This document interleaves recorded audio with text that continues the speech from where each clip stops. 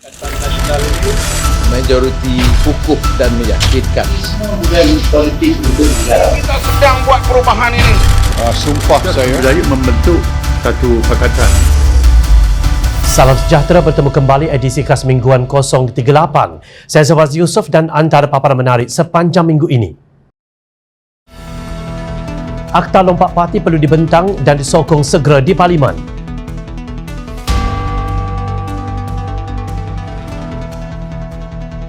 Menteri Besar Selangor bakal hadapi undi tidak percaya.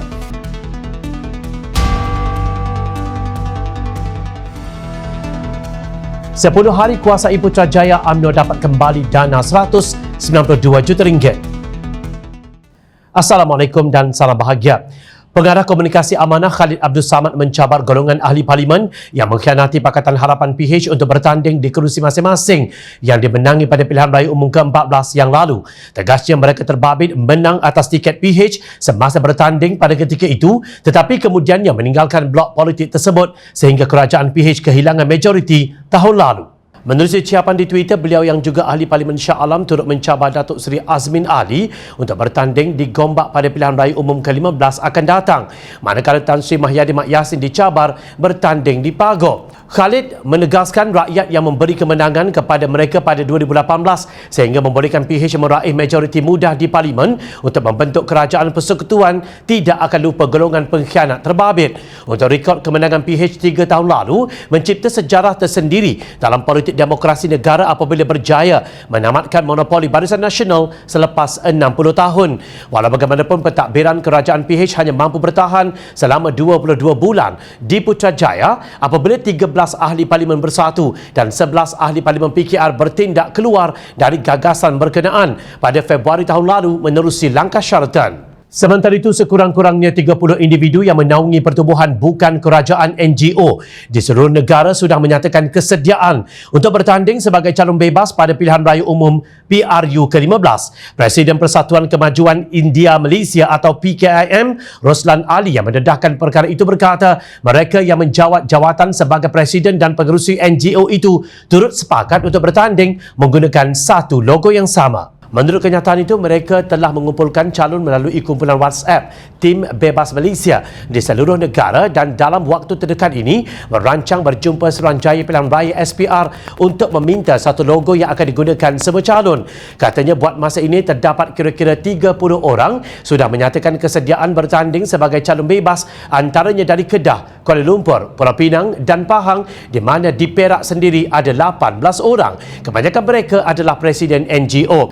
Bekas pegawai khas ahli Parlimen Ipoh Barat itu juga mengesahkan bertanding sebagai calon bebas namun tidak mendedahkan akan bertanding kerusi Dewan Undangan Negeri atau Parlimen mana buat masa ini. Katanya mereka sudah lama bersedia untuk menghadapi PRU kerana kebanyakan calon merupakan individu berpengalaman yang aktif turun padang membantu rakyat terutama dalam tempoh pandemik COVID-19. Akta anti lompat parti disarankan untuk diwujudkan segera sebelum pilihan raya umum ke-15 bagi mengekang perilaku jelek ahli politik yang boleh mengkhianati mandat rakyat sekali lagi semasa pilihan raya dan memudaratkan kestabilan politik negara.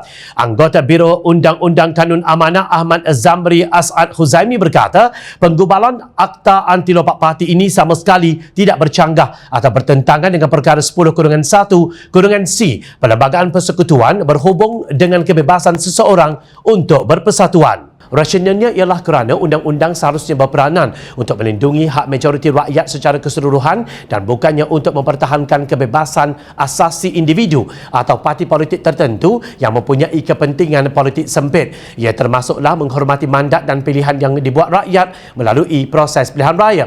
Kerana berkata sekiranya mereka yang dipilih dalam pilihan raya dengan sewenang-wenangnya mengubah pendirian atau melompat parti atau kumpulan yang lain dengan dijanjikan tawaran atau habuan tertentu, ia sudah pasti akan mengikis kepercayaan rakyat ke atas proses demokrasi yang sekian lama diamalkan di negara ini. Jelasnya jika hal ini tidak dibendung, dibimbangi, rakyat akan memilih cara lain yang boleh memudaratkan keselamatan negara akibat hilangnya kepercayaan terhadap proses pilihan raya lantaran sikap segelintir wakil-wakil rakyat yang melompat parti. Kenyataan naik Presiden PAS Idris Ahmad 4 tahun lalu berhubung dakwaan yang mengatakan parti itu berpihak pihak kepada UMNO BN kini dilihat sudah menjadi kenyataan.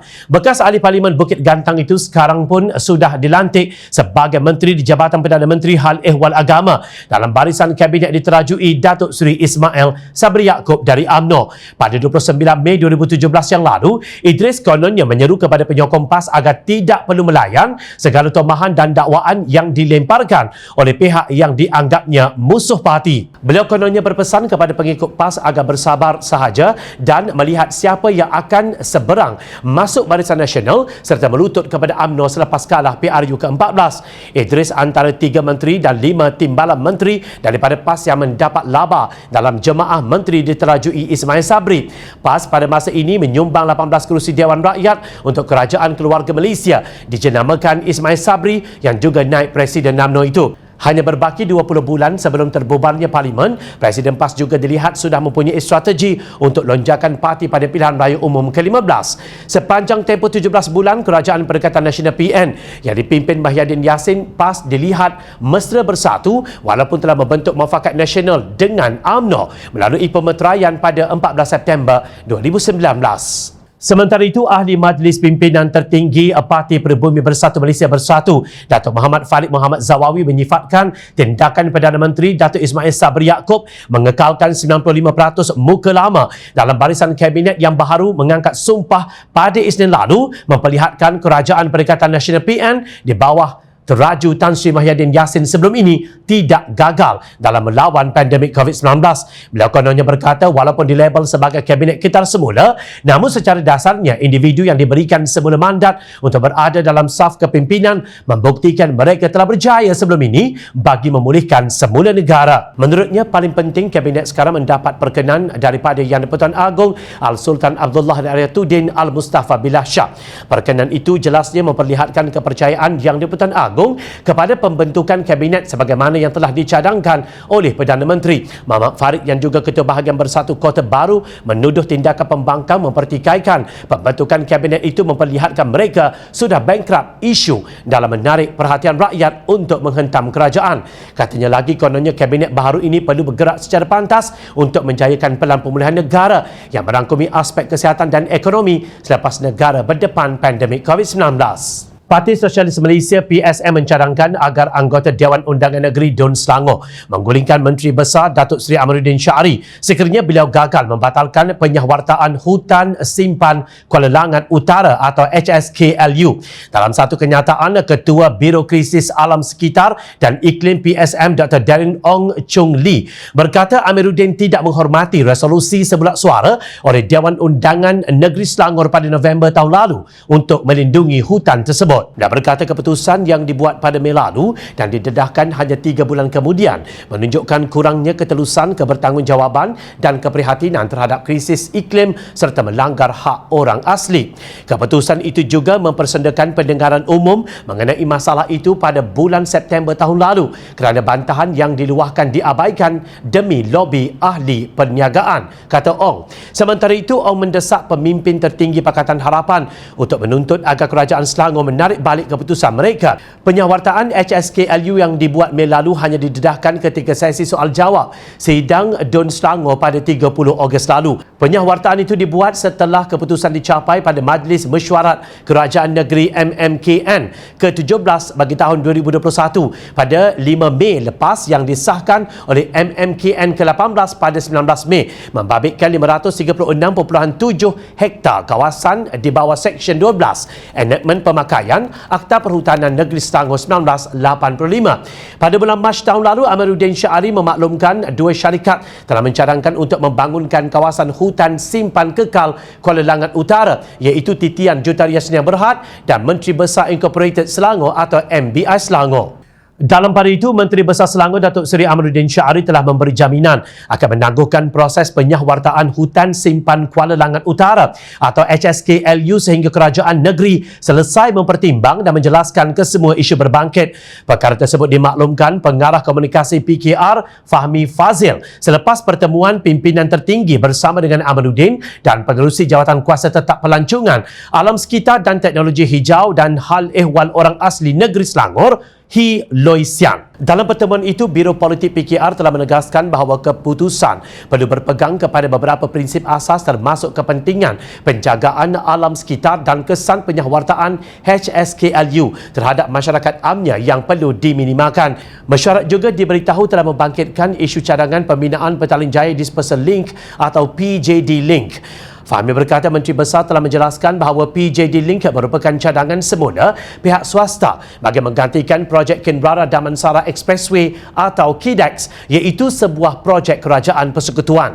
Tambahnya, Menteri Besar juga memberi jaminan bahawa kerajaan negeri belum memberi apa-apa kelulusan berhubung PJD Link dan pihak PJD Link wajib melalui proses pendengaran awam semula dengan semua pemegang taruh dan harus kembali kepada kerajaan negeri untuk proses-proses seterusnya. Sementara itu, keputusan Ismail Sabri Yaakob menghidupkan semula langkah Tan Sri Mahyadin Mat Yassin yang tidak melantik timbalan Perdana Menteri dilihat sebagai langkah baik jangka panjang untuk kerajaan. Menjelaskan langkah Ismail Sabri itu, beberapa penganalisis politik berpendapat ia adalah tindakan tepat dan sesuai pada ketika ini dalam keadaan semasa politik yang masih tidak menentu.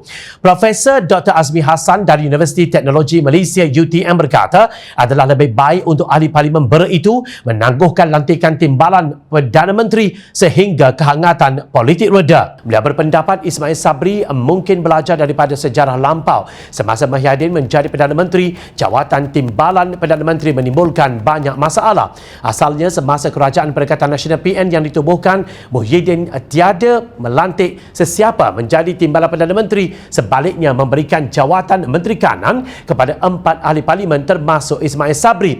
Naib Presiden UMNO itu kemudian diangkat sebagai timbalan Perdana Menteri pada 7 Julai ketika PN berdepan dengan tekanan daripada UMNO. Ismail Sabri dianggap cukup bertuah kerana kemudian naik pangkat menjadi Perdana Menteri hanya selepas lebih sebulan menjadi timbalan Perdana Menteri. Azmi turut berkata ketika ini memang Bersatu memiliki beberapa pemimpin yang menonjol dan boleh dijadikan timbalan Ismail Sabri, namun ia akan meletakkan Perdana Menteri dalam masalah walaupun sesiapa pun yang dipilih. Sementara itu, penganalisis politik Anbumani Balan berkata Ismail Sabri cuba bermain selamat dengan langkah tersebut ketika Bersatu memiliki pemimpin kanan yang dilihat berpotensi dilantik sebagai timbalan Perdana Menteri. Hanya selepas 10 hari menguasai Putrajaya, UMNO mendapat kembali RM192 juta yang dituntutnya selepas pihak pendakwaan gagal dalam permohonan rayuan mereka melucutkan hak ke atas wang yang ada kaitan dengan dana One Malaysia Development Berhad 1MDB itu.